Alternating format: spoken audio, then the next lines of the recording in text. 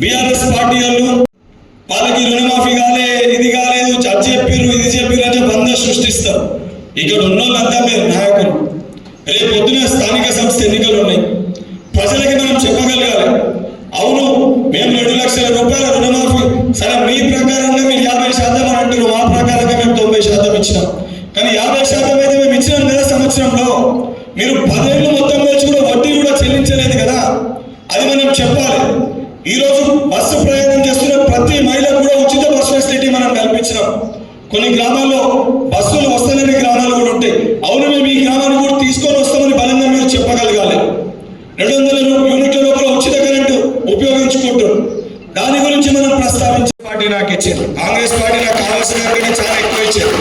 అసొంటి పార్టీకి నష్టం చేకూర్చే విధంగా అసొంటి పార్టీ కార్యక్రమాల్లో పాల్గొనకుండా లేదా కార్యక్రమాల్లో పాల్గొంటున్నప్పుడు ఏదైనా ఆటంకాలకు సంబంధించి నియోజకవర్గానికి సుమారు 4000 మందికి ఈ యొక్క ఈడబ్ల్యూఎస్ ఏదైతే యువ వికాసం, రాజీవ్ యువ వికాసం స్కీమ్ కూడా వచ్చింది.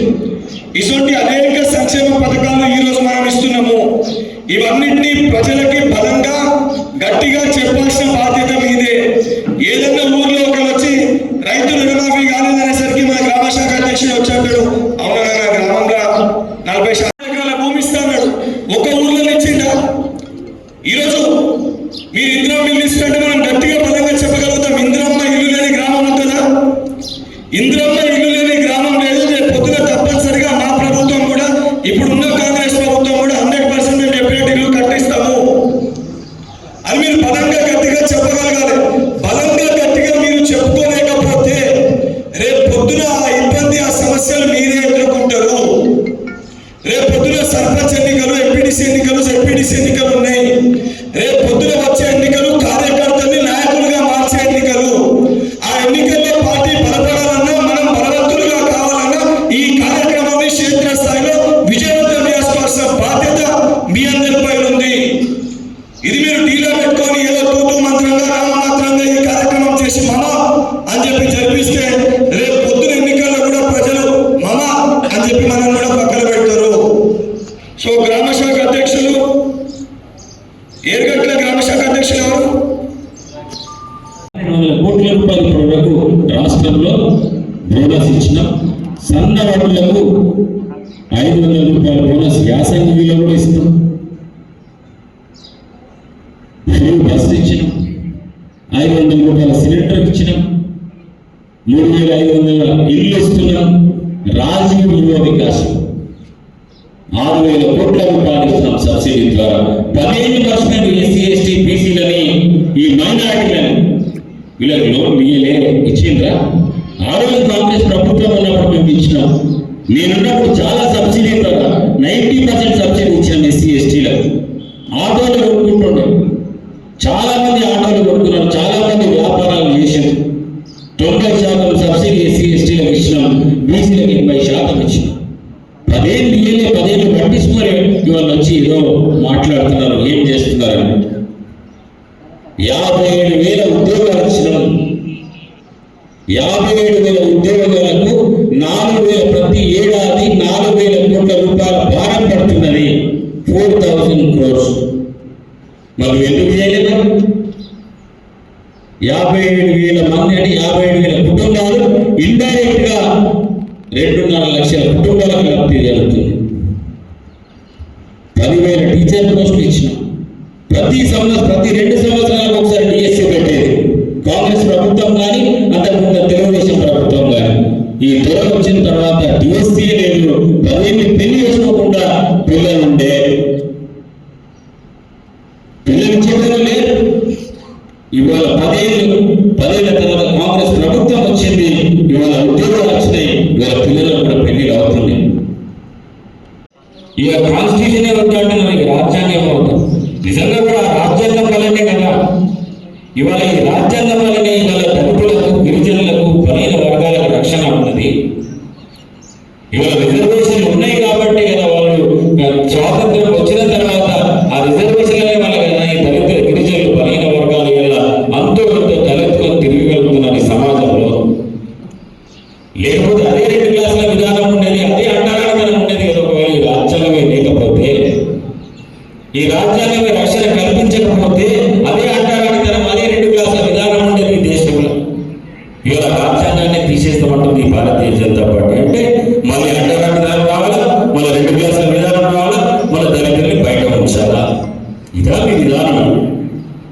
ఇదే కాంగ్రెస్ పార్టీ వల్ల మీరు కాంగ్రెస్ పార్టీ కార్యకర్తలుగా మన విధానాన్ని ప్రజల్లోకి తీసుకెళ్లాల్సిన బాధ్యత ఉన్నది. ఈ దేశం విచ్ఛిన్నంగా విదేశాలు వచ్చగొట్టాల, ఈ దేశం విడిపోవాలి. దక్షిణ భారతదేశం ఉత్తర భారతదేశం విడిపోవాలి. పునర్విభజన గురించి రేవంత్ రెడ్డి గారు నిన్న మాట్లాడారు. తమిళనాడు వెళ్ళింది స్టాలిన్ అన్ని దక్షిణానికి సంబంధించిన ముఖ్యమంత్రులంతా కూడా కలిసి అసలు పునర్విభజన జరిగితే దక్షిణాది రాష్ట్రాలకు ఏ విధంగా అన్యాయం జరుగుతుందో కూడా చెప్పడం జరిగింది. అంటే ఈ విధంగా విచ్ఛిన్నం చేస్తుంది భారతీయ జనతా పార్టీ. ఈ విధంగా దేశాన్ని విడగొట్టాలా, మత విద్వేషాలు రెచ్చగొట్టి ఈ దేశాన్ని విడగొట్టాలా, ఈ దేశాన్ని సర్వనాశనం చేయాలన్న ఒక దుర్మార్గ ఆలోచనతో భారతీయ జనతా పార్టీ ఉన్నది. కాబట్టి వాళ్ళ విధానాలని ప్రజల్లోకి తీసుకెళ్లాల్సిన బాధ్యత కాంగ్రెస్ పార్టీ కార్యకర్తపై ఉన్నది. అదేవిధంగా కాంగ్రెస్ పార్టీ అధికారంలోకి వచ్చిన తర్వాత మనకి ఇచ్చిన హామీలను అన్ని నెరవేర్చుకుంటూ వస్తున్నాం. ఒకటే రోజు అన్ని పనులు కాదు కదా. నువ్వు చేసిన 7 లక్షల కోట్ల అప్పు తీర్చాలంటే ఎంత భారమవుతుందో, ఎంత కష్టమవుతుందో ముఖ్యమంత్రి గారు వివరించారు. నెలకు 6,000 కోట్లు కట్టేటువంటి భారం ఖజానా పైన, ప్రభుత్వం పైన లేకుంటే అయినప్పటికీ రుణమాఫీ చేయలేకపోయారు. కానీ అధికారంలోకి వచ్చినటువంటి కాంగ్రెస్ పార్టీ సంవత్సర కాలంలో 53,000 కోట్ల రూపాయలు రైతు శ్రేయస్సు గురించి ఖర్చు పెట్టింది. ఈ భారతదేశంలో చరిత్రలో ఇప్పటి వరకు ఏ ప్రభుత్వం చేయని సాహసం ఈ రేవంత్ రెడ్డి ప్రభుత్వం చేసిందనే విషయం మీరు మనసులో పెట్టుకోవాలి. కొంతమందికి రుణమాఫీ రాలేదు, దాని మీద కూడా మాట్లాడుతున్నాం. పార్టీ పెద్దలు నిర్ణయం తీసుకుంటారు, భవిష్యత్తులో వచ్చే అవకాశం ఉంటుంది. టీఆర్ఎస్ పార్టీ అధికారంలోకి వచ్చింది, 4 సంవత్సరాలకు రుణమాఫీ చేసింది. అది కూడా బిచ్చం వేసినట్టు వడ్డీ మాఫీ చేసింది, కానీ రుణం అంతే మిగిలిపోయింది. కానీ మనం వచ్చిన తర్వాత 2 లక్షల రుణాలన్నీ కూడా మాఫీ చేసినాం. అక్కడక్కడ ఊర్లో 1-2 రేషన్ కార్డు ప్రాబ్లము, ఇంకేదో సాంకేతిక కారణాల వల్ల మాఫీ కాకపోవచ్చు. ఒక్కటే పట్టుకొని మనం ఊగులాడకుండా మనం చేసిన సంక్షేమ పథకాలను ప్రజలకు గుండె నిబ్బరంతో చెప్పి ఈ యొక్క యాత్రను విజయవంతం చేసి పార్టీ పటిష్టంగా, మరి కాంగ్రెస్ పార్టీని పటిష్టం చేయాల్సిందిగా కూడా మీ అందరికీ విజ్ఞప్తి చేస్తున్నాం. ఓటర్లకు మాట్లాడుతుంటే వాళ్ళు బాగా ధైర్యం ఇచ్చారు. అన్న మాకు ఉద్యోగాలు ఇస్తున్నాడు, మాకు దొంగ నాటకాలు లేవు. టీఆర్ఎస్ పార్టీ అధికారం ఉన్నప్పుడు నోటిఫికేషన్ లేచేది, కోర్టులకు పోయి నోటిఫికేషన్ ఆపేది, పరీక్షలు పెట్టేది, పేపర్ లీక్ చేసేది, పరీక్షలు తర్వాత కూడా రిజల్ట్ రాకుండా కోర్టులలో పోయి డిస్టర్బ్ చేసేది. కానీ కాంగ్రెస్ పార్టీ అధికారంలోకి వచ్చిన తర్వాత, రేవంత్ రెడ్డి అధికారంలోకి వచ్చిన తర్వాత ఇవేం కూడా నాటకాలు లేవు. చక్కగా చదువుకున్న పిల్లలందరూ కూడా న్యాయం చేస్తున్నది కాంగ్రెస్ పార్టీ అని చెప్పి వాళ్ళందరూ నాకు చాలా సంతోషాన్ని ఇచ్చింది. నేను ఎంత భయపడ్డాడు అదేం లేదు. ప్రజలలో అనుకూల వాతావరణం ఉన్నది. ఎవరో ఛాయ్ హోటల్ దగ్గర పెద్ద పొద్దులు మాటలు పరిగణలో తీసుకోకుండా ఛాయ్ హోటల్ దగ్గర మాట్లాడితే మీరు కూడా గట్టిగా తిప్పి కొట్టాల్సిందిగా మీ అందరూ కూడా విజ్ఞప్తి చేస్తున్నా. మేము వచ్చే అధికారంలోకి వచ్చే సంవత్సరం అయింది. టీఆర్ఎస్ పార్టీ 12 లక్షల రూపాయలు చేయలేదు, కానీ మేము వచ్చే సంవత్సరంలో పట్టే 2 లక్షల వరకు కూడా చేసేసినాం, ఇంకా చేస్తామని చెప్పి మీరు గట్టి ఉండి ఈ మన సంక్షేమ పథకాలను, ఈ యాత్రను విజయవంతం చేయాల్సిందిగా మీ అందరూ కూడా విజ్ఞప్తి చేస్తున్నాం. మరి బల్మూరు వెంకట్ గారు మనతో పరిస్థితి లేదు. దయచేసి మీరు ఎవ్వరు కూడా అధైర్యపడద్దు. నేను సరిపోను, అరే సునీల్ సరిపోతలేడు, సునీల్ మనకు ఇబ్బంది అవుతున్నది, ఈయనతో మాట్లాడాలంటే పెద్దలు వెంకట్ గారితో మాట్లాడాల్సిందిగా మీ అందరూ విజ్ఞప్తి చేస్తూ మరొకసారి యాత్రను అమిత్ షాని భర్తనం చేయలేదు. కనీసం అమిత్ షా నేను మాట్లాడిన మాటలు వెంకట్ తీసుకుంటున్నా అని చెప్పి చెప్పలేదు. ఎందుకంటే అసొంటి వ్యక్తికి బుద్ధి చెప్పకపోతే ఈ రోజు ఏ స్వేచ్ఛ స్వాతంత్రం కోసం పోరాడిన పార్టీ మనది.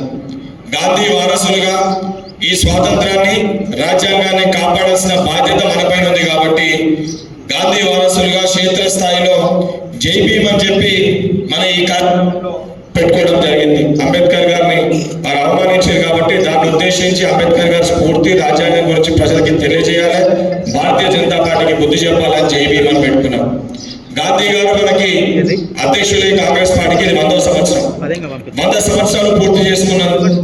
దాని కారణంగా గాంధీ గారి ఆశయాలను, గాంధీ గారి సిద్ధాంతాలను క్షేత్రస్థాయిలో ప్రజలకి తెలియజేయడానికి జై బాపు అని చెప్పి పెట్టుకున్నాం. 3వది జై సంవిధానం, అంటే రాజ్యాంగం. మన రాజ్యాంగానికి సంబంధించి ఈ రాజ్యాంగ విలువలు ఈరోజు ఈ రాజ్యాంగం వల్లనే మనకి స్వేచ్ఛ కానీ మనం కావాల్సింది మనం మాట్లాడుకోగలుగుతున్నాము, మనకు కావాల్సింది మనం అడగగలుగుతున్నాము, మనం ఈరోజు ఎవరైనా ప్రశ్నించగలుగుతున్నాము. ఇవన్నీ హక్కులు ఈరోజు నాయకులుగా కూర్చోగలిగినా, మనం నాయకులుగా కాగలిగినా ఈ రాజ్యాంగం వల్లనే ఈరోజు ఇదంతా సాధ్యమైంది. సో ఈ వాస్తవాలన్నీ కూడా ప్రజలకి తెలియజేయడానికి, కింది స్థాయిలో తీసుకొని వెళ్ళడానికి, గ్రామ స్థాయికి వెళ్ళి మొదలు పెడితే జాతీయ స్థాయి వరకు కూడా సంవత్సర కాలం పాటు ఈ కార్యక్రమాలు కొనసాగుతాయి. 18వ తారీఖున పిసిసి అధ్యక్షుడు మహేష్ కుమార్ గౌడ్ గారు, అదేవిధంగా మంత్రులందరి సమక్షంలో ఈ కార్యక్రమాన్ని హైదరాబాద్లో గాంధీ భవన్లో దీన్ని స్టార్ట్ చేయడం జరిగింది. 21వ తారీఖున నిజామాబాద్ డిసిసి అధ్యక్షుడు మోహన్ రెడ్డి గారి ఆధ్వర్యంలో నియోజకవర్గ ఎమ్మెల్యేలు, బాధ్యులు అందరితో కలిసి మా కోఆర్డినేటర్స్ అందరితో కలిసి మీటింగ్ నిర్వహించడం జరిగింది. దాని తర్వాత నిన్న బాల్కొండ నియోజకవర్గానికి సంబంధించి 4 మండలాల్లో నిన్న ఈ మీటింగ్ సన్నాహక సమావేశాలు పెట్టుకోవడం జరిగింది. తగిన 4 మండలాల్లో ఇవాళ పెట్టుకోవడం జరుగుతుంది. ఇవాళ ఉదయం మొదటి మండలం మెరగట్ల మండలం. ఈ ప్రోగ్రామ్ని కూడా చాలా నిబద్ధతతోటి ఈ కార్యక్రమాన్ని మీ మండలంలో ప్రారంభించినప్పుడు మొదట కొన్ని సూచనలు ఏ రకంగా ఈ కార్యక్రమాన్ని ముందుకు తీసుకోవాలో దానిపైన నేను మీకు స్పష్టత రాజ్యాంగం కల్పించింది. ఇటీవల పరిణామాలు రాజ్యాంగ స్ఫూర్తిని దెబ్బతీస్తూ ప్రజాస్వామ్య విలువలను కాలరాస్తూ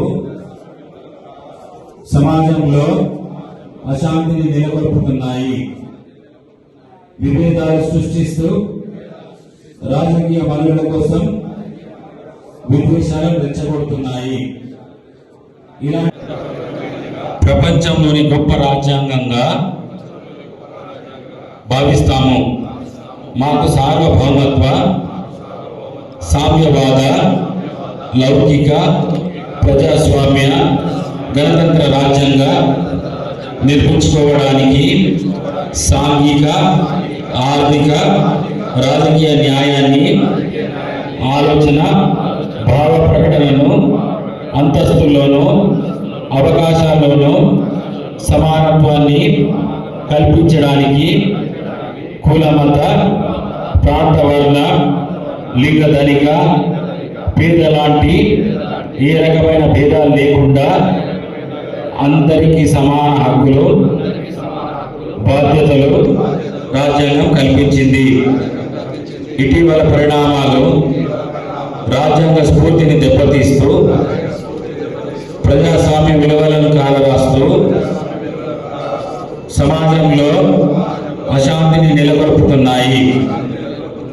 విభేదాలు సృష్టిస్తూ రాజకీయ మనుగడ కోసం విద్వేషాలను రెచ్చగొడుతున్నాయి. ఇలాంటి తరుణంలో శాంతి, అహింసలను మూల సూత్రాలుగా మనకు బోధించిన మహాత్ముడు స్ఫూర్తిగా మనుషులంతా ఒక్కటే అంటూ రాజ్యాంగంలోని అందరికీ సమాన హక్కులు కల్పించిన డాక్టర్ బాబాసాహెబ్ అంబేద్కర్ ఆశయాలను అమలు చేస్తూ మన గొప్ప రాజ్యాంగాన్ని కాపాడుకోవడానికి చిత్తశుద్ధితో, అంకిత భావంతో అహర్నిశలు కృషి చేస్తానని ప్రమాణం చేస్తున్నాను. జై బాపు, జై భీమ్, జై సంవిధాన్.